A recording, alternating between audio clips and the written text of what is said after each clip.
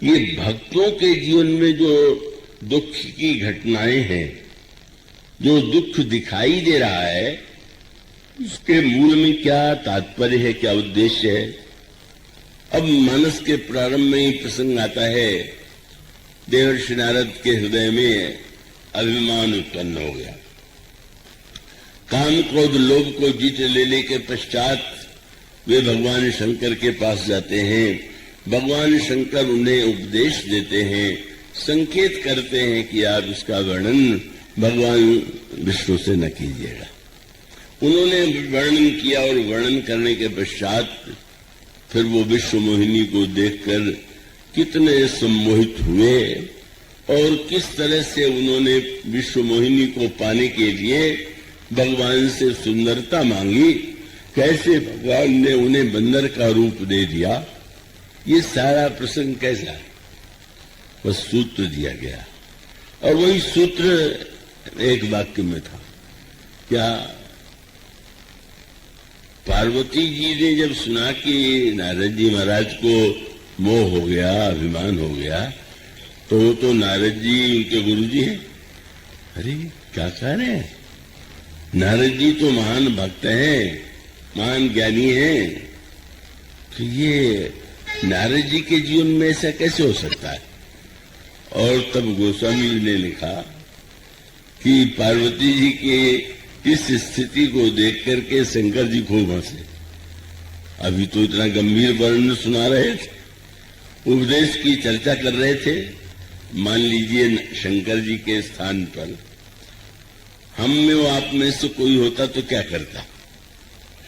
अगर आप किसी को कोई काम करने से रोकें और फिर भी वो करे और करने से विपत्ति में पड़ जाए, तो आप ये कहे बिना नहीं रहेंगे कि मैंने तो पहले कहा था, मेरी बात नहीं मानी, इसका फल ये हुआ। तो जब पार्वती जी ने पूछा कि ये क्या हुआ, तो शंकर जी को कहना चाहिए था कि देखो मैंने तो नारद को समझाया था, पर नारद को समझाने पर समझ नहीं आया तो उन्होंने कष्ट भोगा। लेकिन शंकर जी हैं, वही पूर्ण दृष्टि है। बोले भी ऐसे, हंसने लगे। महाराज आप इतना हंस क्यों रहे हैं। तो उन्होंने कहा कि अभिनेता में कोई क्या पापी और पुण्यात्मा होता है क्या राक्षस बना हुआ क्या पापी है और बंदर बना हुआ क्या पुण्यात्मा है। ये जो नाटक के मंच पर दिखाई देता है, उसको देख करके हम यह एक सूत्र समझ लें, और पर यह समझने में बड़ी थोड़ी सावधानी की आवश्यकता है। और सावधानी इसलिए कि उसका अर्थ अनर्थ न लेकर के व्यक्ति उसका दुरुपयोग न करे। भगवान शंकर ने ये कहा कि बोले भी हंसी महेश तब ज्ञानी मूढ़ कोय, न कोई ज्ञानी है न कोई मूर्ख। दोनों बातें विरोधी है। एक और ज्ञानी क्या होता है, ज्ञान का लक्षण क्या है, ज्ञान को पाने की पद्धति क्या है, इसका इतना विस्तृत वर्णन।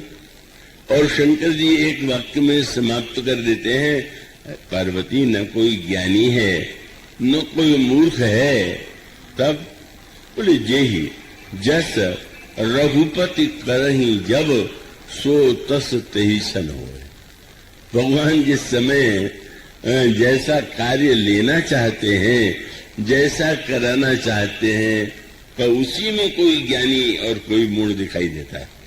और इसीलिए तो नारद जी के प्रसंग में जो ये दोषों का वर्णन किया गया है, इसका अर्थ ये न मान लें कि जो हमारे जीवन में घटना होती है ये भगवान की लीला। क्यों? वे तब बुरे से बुरा कार्य करते हुए आप कहेंगे भाई तो भगवान की लीला है, हम क्या करें। अगर कहीं ऐसा आपने मान लिया, और ऐसे मानने वालों की कमी नहीं है, किसी व्यक्ति को गीता का अभ्यास था और उसने किसी की हत्या कर दी, और जो न्यायाधीश थे वो भी गीता के अध्ययन करने वाले थे। जब न्यायालय में मुकदमा चलने लगा तो उस व्यक्ति को जिसने हत्या की थी उसने कहा कि आप तो न्यायाधीश हैं और गीता के विद्वान हैं, आपने तो गीता में पढ़ा ही है कि भगवान ने कह दिया जातस्य ध्रुवम जन्म मृतस्य च, जो जन्म लेता है उसकी मृत्यु होती है, जिसकी मृत्यु होती है उसका जन्म होता है। तो आप इतने परेशान क्यों हो रहे हैं? जिसकी हत्या मैंने की फिर से जन्म ले ले। अगर कोई व्यक्ति गीता का श्लोक पढ़ करके उद्धरण दे तो क्या न्यायाधीश कहेगा कि वाह तुम तो बड़े तत्वज्ञ हो, तुम्हें मुक्त कर देते हैं। दोनों के स्तर पर समझना चाहिए। ऐसे जी ने कहा अब हमने बुरा कार्य किया तो हमें को दंड मिलना चाहिए। तो मैंने कहा तुमने बुरा कार्य किया तो तुम्हें जो दंड मिला वो भी तो उन्होंने दिया। बुरा कार्य में तो तुम उनको दोषी मान रहे हो और दंड में उलाहना दे रहे हो कि मुझे दंड क्यों मिला। इसका अर्थ है ये दृष्टि नहीं है, वस्तुतः ये कक्षा है और समझने योग्य है। ये बड़ी सावधानी के प्रसंग होते हैं और खास करके जो सिद्धांत जितनी ऊंचे होते हैं उतने उसकी वो समझने और उसको जीवन में उसका अर्थ लेने में व्यक्ति को सावधान होना चाहिए।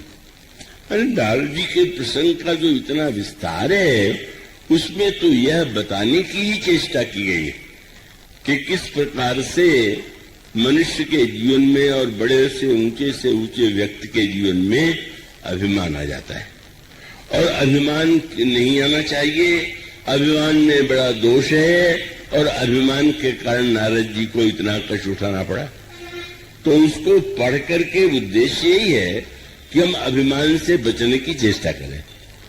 लेकिन उसका दूसरा पक्ष क्या है?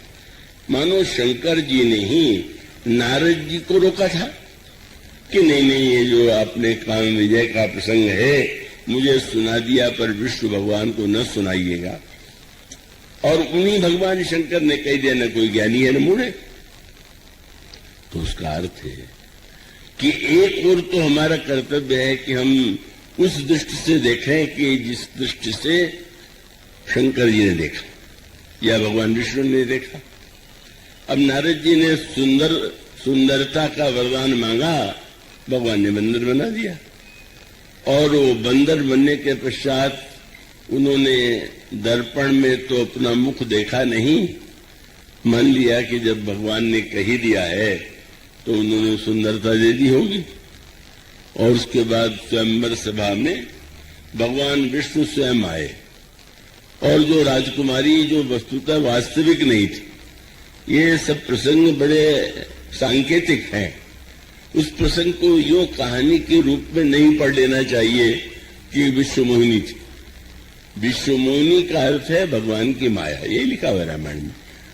तो मानो माया शब्द का भी जो गहन अर्थ है थोड़ा गंभीर है, पर इतना सूत्र में दे दूं कि भूसुंडी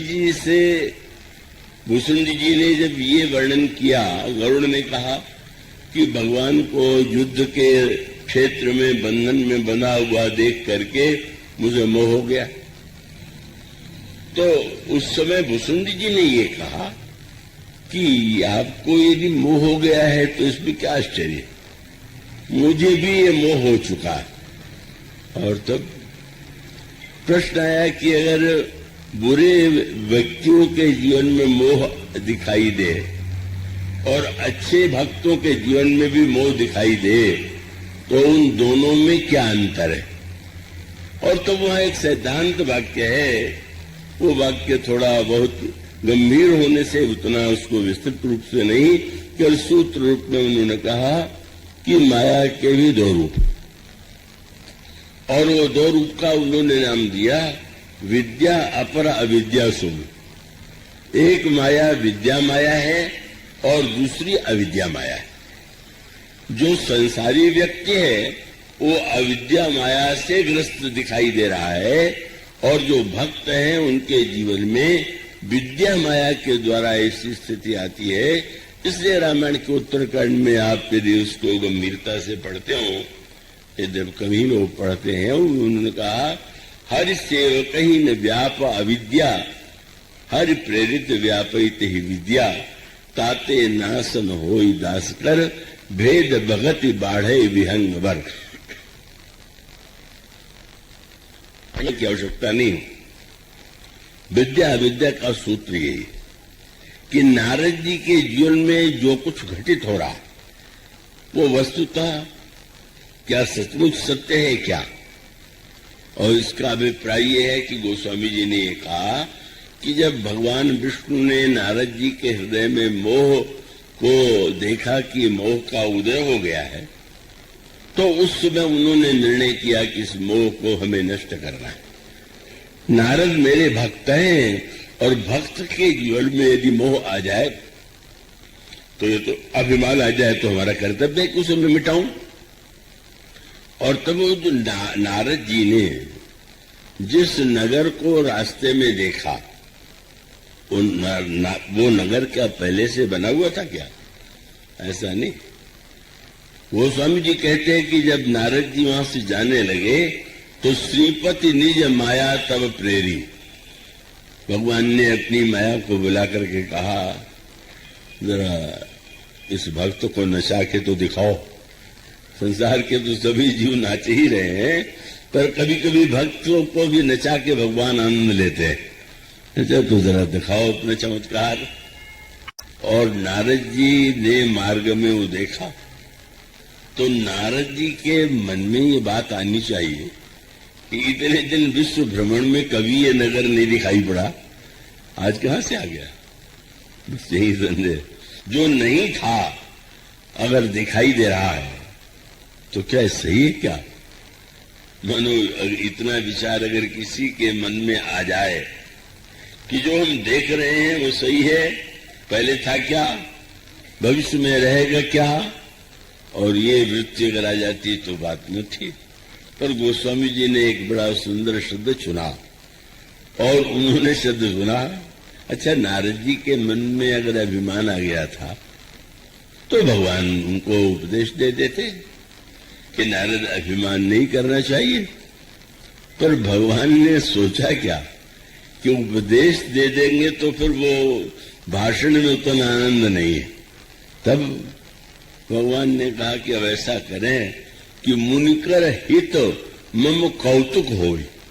एक नाटक भी तो होना चाहिए, एक खेल भी तो होना चाहिए। इसलिए कौतुक की भूमिका भगवान के मन में आई।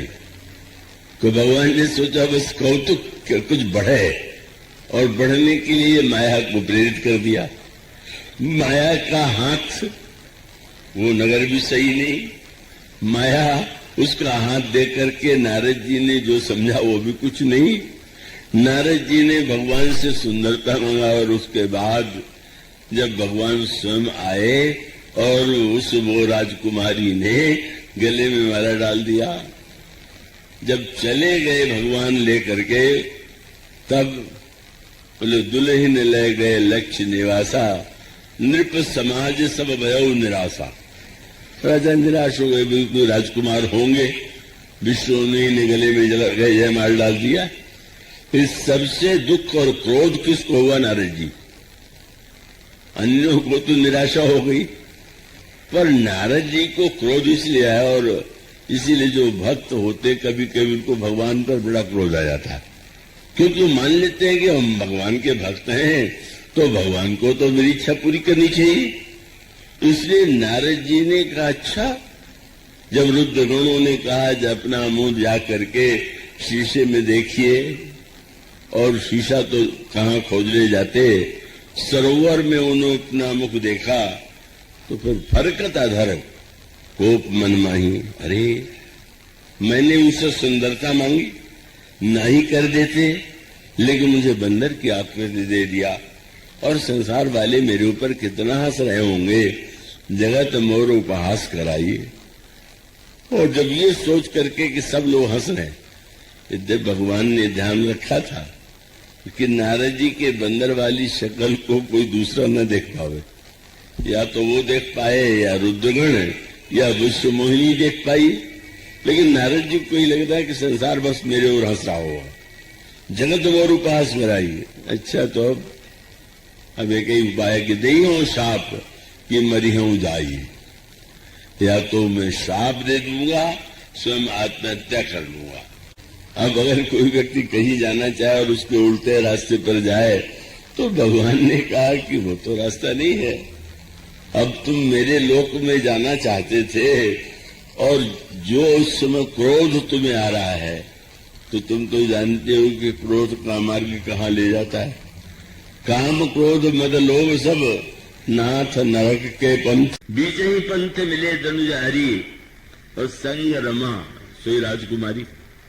और आए भी तो नया खेल, एक और लक्ष्मी जी तो दूसरी ओर राजकुमारी। अब क्रोध सगुना बढ़ गया, मुझे सुंदर के स्थान पर बंदर बनाया। स्वयं गए राजकुमारी से विवाह करके आ गए। इनको आवश्यकता नहीं थी, एक पत्नी तो पहले से ही थी। और अब बड़े भोले बन के पूछ रहे हैं कहाँ जा रहे हैं। अब इतना क्रोध आया ना, फिर फटकारना जो शुरू किया। हम जानते हैं कि तुम्हारा एक ही काम है। क्या? बोले परम स्वतंत्र न सिर पर कोई, बावई मन ही करो तुम सोही, भले ही न मंद मंद ही भल करहूं, विस्मय हरस नहीं कछ धरहूं। सारी व्याख्या बदल दिया। क्या? बोले वो तुमने मुझे ही थोड़ी ठगा है, तुम्हारा तो स्वभाव है। दह की परिचय सब काहू, अति असंख्य मन सदा उछाहू। और उसका कारण यह है कि संसार के लिए तो कर्म सिद्धांत तुमने बना दिया कि जो जस करे सो तो फल चाखा, और तुम अपने लिए पूरे कर्म शुभाशुभ तुम ही न बाधा, और अब लगी तुम ही न काहू साधा। आज तक किसी ने तुमको ठीक करने की चेष्टा नहीं करी, अब मैं करूंगा, अब मैं बताता हूं तुम्हें। और फिर कहा कि तुमने जिस तरह से मेरी दुर्दशा कर दी, हंसी का पात्र बना दिया, तो मैं तुम्हें शाप दूंगा। दीजिए महाराज, क्या देंगे?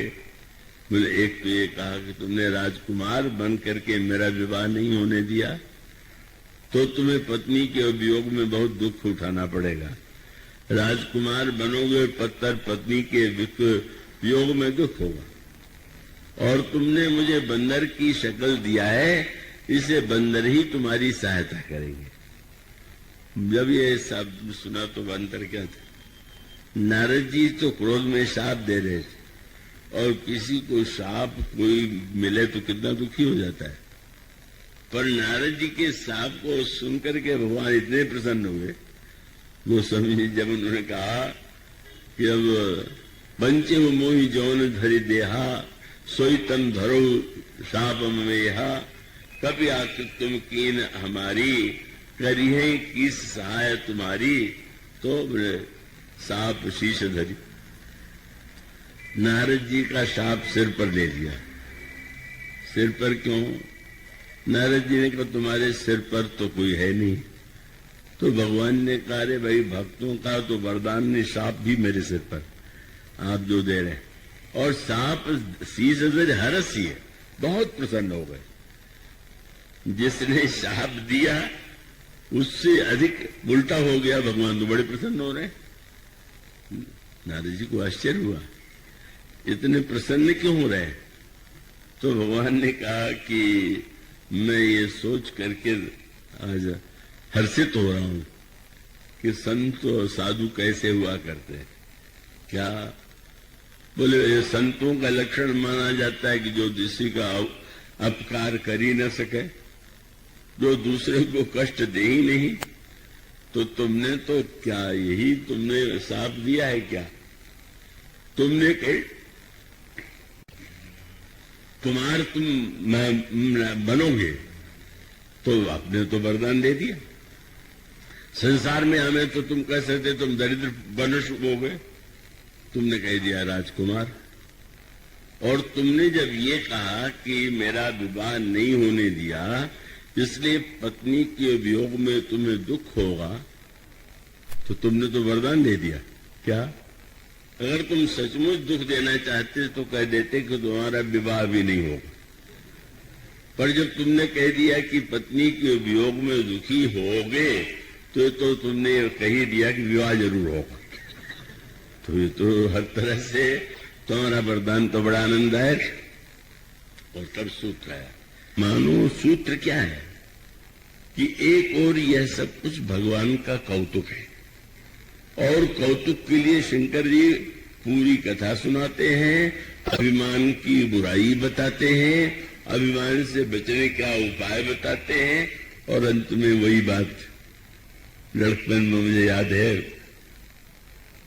गांव में छोटा हमारे यहाँ एक बड़ी बूढ़ी महिला थी, परिवार की नहीं थी, पास में तो सारे बच्चे एकत्र हो जाते थे, क्योंकि उनको बहुत सी कहानियां याद थी, और कहानियां बड़ी सुन के उनके मुंह से बहुत आनंद आता था, और बड़ी भावपूर्ण, करुणापूर्ण और तरह तरह की कहानियां सुनाती थी। लेकिन कहानी के अंत में एक जो दोहा वो कहती थी, उसका आनंद उस समय तो ले नहीं सकते थे, और वो भी शायद उसका अर्थ उतना न जानती हूँ। उनको ही बताया गया होगा कि सब कहानी सुनाने के बाद ये दोहा जरूर सुना देना चाहिए। तो दोहा क्या था, एक तुकबंदी, पर बहुत बड़ी बात थी। जीता फुआ थी, वो अंत में क्या कहती थी, कहानी बड़ी मिठी, कहानी जो है वो तो बड़ी मीठी है, कहानी बड़ी मिठी पर बात सकल झूठी। कहानी मीठी तो है पर जितना है सब झूठा, और घड़ी घड़ी विश्राम बोलो सीताराम। अंत में उन्होंने की समाप्ति बहुत सुंदर थी कि भाई जो सुनाया उसको सत्य न मान लेना। फिर वो तो मैंने कहा परंपरा की दृष्टि से, पर मानो जब वह दृश्य नारद के संदर्भ में, और वो कौतुक का विस्तार तो यहाँ तक हो गया कि अगर भगवान राम सीता जी के वियोग में विलाप कर रहे हैं, तो विलाप, ऐसा विलाप क्या किसी ने किया होगा। गोस्वामी जी कहते हैं भगवान वृक्षों से, लताओं से, पशुओं से सीता जी का पता पूछ रहे हैं। तुम देखी श्रिता मृगनैनी खंजन मृग सपो कपोत।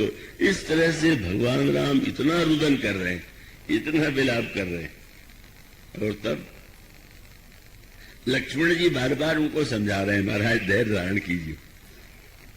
लक्ष्मण समझाए बहु भांति, खोजत चले लता तरुपाती। और उसके बाद ये दृश्य मिट गया, और पंपा सर के निकट भगवान पहुंचे, और पहुंचने के पश्चात भगवान ने जब देख लिया कि यहां पर और कोई नहीं है, तो एक नई बात उन्होंने लिखी। क्या बोले, बैठे परम प्रसन्न कृपाला। अब इतना विलाप कर रहे थे, वो स्वामी जी कहते भगवान राम बड़े परम प्रसन्न, सीता जी कारण हो गया, उनके लिए विलाप कर रहे थे। वो स्वामी जी कहते बैठे परम प्रसन्न कृपाला, और कहता अमृसन कथा रसाला। लक्ष्मण जी को सुना रहे थे कथाएं। उस समय नारद जी ने सोचा कि वो मैंने भगवान को शाप दे दिया था, और कितना दुख उठा रहे हैं मेरे शाप को सत्य करने के लिए, इतने दुखी हैं, इतने व्याकुल हैं। तो मोर शाप करि अंगीकारा, सत राम नाना दुख भारा। ऐसे ही प्रभु ही विलोकम जाई।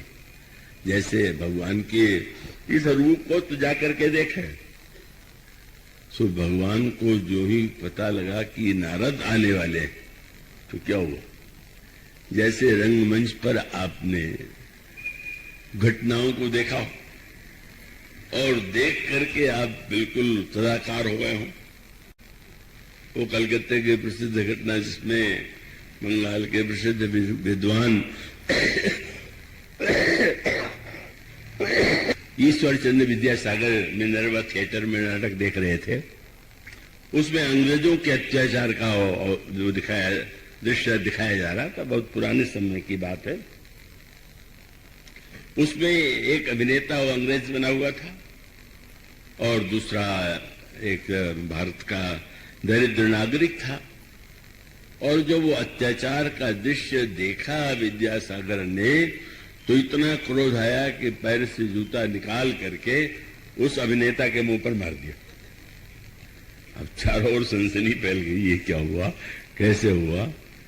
नाटक तो पूरा हुआ, पर उस अभिनेता ने आकर के विद्यासागर को प्रणाम किया, बड़ी कृपा किया आपने। मैं एक बात तो आपसे कह दूं कि ये जूता आपको नहीं लौटाऊंगा। क्यों? बोले मेरी योग्यता का इससे बड़ा प्रमाण पत्र कोई मिले ही नहीं था कि मुझे सचमुच आपने अंग्रेज मान लिया, अत्याचारी मान लिया, और इतना आपको सत्य लगा कि आपने जीता भी चला दिया, तो ये तो बहुत बड़ा प्रमाण पत्र है।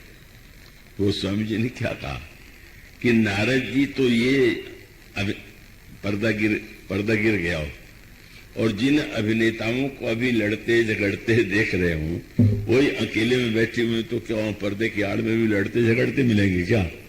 वो तो आनंद से बात कर रहे हैं और चर्चा कर रहे हैं कि हाँ कैसा रहा नाटक, कैसी सफलता मिली। तो उस समय गोस्वामी जी ने कहा कि भगवान ने जो ही नारद को आते देखा, बोले लक्ष्मण तो फिर से नाटक शुरू हो जाए, अब पर्दा उठने वाला है। और तब नारद जी ने जब आके देखा तो भगवान की आंखों में आंसू है।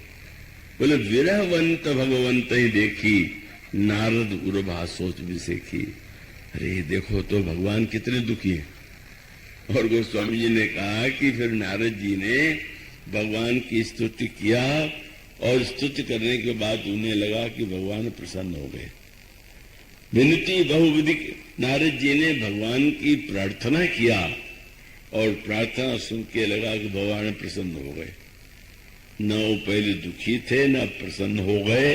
वो तो नारद को ये लगा कि अब ये सोच के कहीं ये तो नहीं सोच रहे हैं किसी नारद ने हालत मेरी किया है और इसलिए कहीं बुरा तो माने नहीं बैठे हुए हैं। और भगवान ने ऐसा खेल दिखाया, नारद जी को लगा प्रसन्न है। तो फिर नारद जी ने पूछ दिया, महाराज मैं जानना चाहता हूं कि आपने मेरा विवाह क्यों नहीं होने दिया। कितने खराब समय में कितना खराब प्रश्न है, कितना बड़ा व्यंग है। मतलब है कि आप तो पत्नी के लिए रो रहे हैं और मुझसे विवाह भी नहीं होने दिया।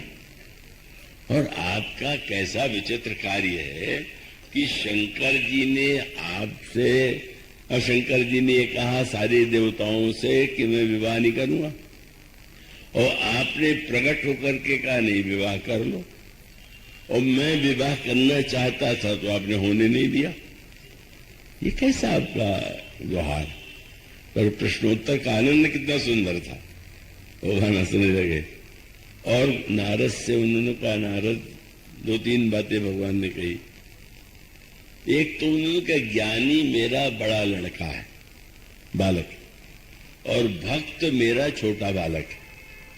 भगवान ने कहा यह जो माता पिता है उनको बड़े और छोटे बालक में प्रेम तो होता है। मोरे प्रौढ़ तनय समज्ञानी, बालक शिशुम भगत अमानी।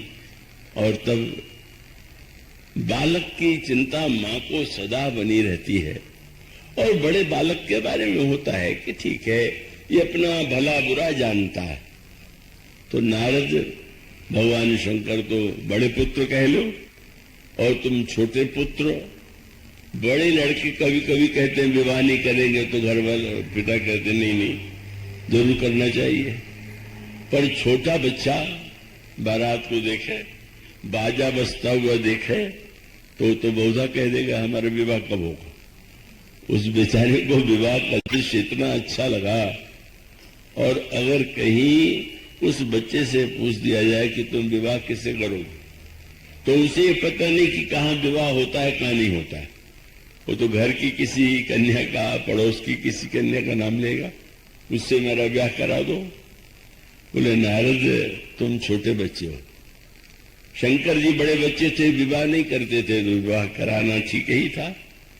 पर तुम्हें इसलिए मैंने रोका, और रोकने का कारण ये था कि तुमने विवाह तो करना चाहा, पर मैंने पता लगाया कि तुम विवाह करना किससे चाहते हो। और जब पता चला कि मेरी ही माया से विवाह करना चाहते हो, तो मैं समझ गया पक्का बच्चा है। अब जब मेरी ही माया, उससे तो किसी का विवाह आज तक हुआ नहीं, और ये उसी से विवाह करना चाहता है। और नारद मुझे रोते देख करके तुमको बुरा क्यों लग रहा है? ये तो तुम्हारी कृपा है। कृपा माने कोई बालक अग्नि में हाथ डालने के लिए चला और मां ने उसका हाथ बचाने के लिए हाथ पकड़ा, और पकड़ते समय मां का हाथ बालक के हाथ से आगे चला गया। बालक का हाथ बच गया पर मां का हाथ जल गया। और अगर बच्चा उलाहना दे कि तुम बड़ी आई, तुम्हारा हाथ तो स्वयं जल गया, तो मां तो यही कहेगी कि बेटा तुम्हें बिजली से बचाने के लिए भगवान ने कहा, नारद जो कुछ करना पड़ा है वो तुम्हें बचाने के लिए तो करना पड़ा। ऐसी स्थिति में भगवान मानो एक स्तर है। एक स्तर यह है कि जहां पर मनुष्य के जीवन में दुख भी आवेगा, सुख भी आवेगा, पर दुख और सुख को देखने की जो दृष्टि होती है वो अलग होती है।